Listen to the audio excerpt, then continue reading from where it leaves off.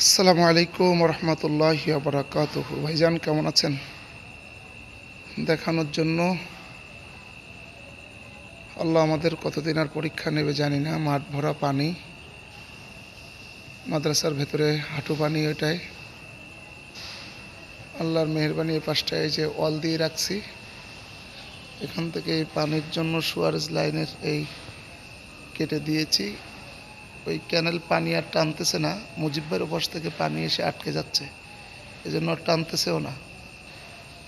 সব বিষয় মিলে আল্লাহ পাকের দরবারে সহযোগিতা, সাহায্য প্রার্থনা বা চাচ্ছি, আল্লাহ যেন তার গায়বী খাজানা থেকে আমাদেরকে পরিত্রাণ করে দেন।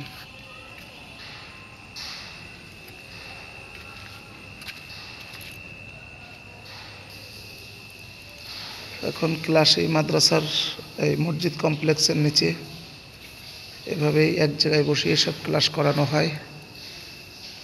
জানি না আল্লাহ পাক পরিত্রাণ কীভাবে দিবেন।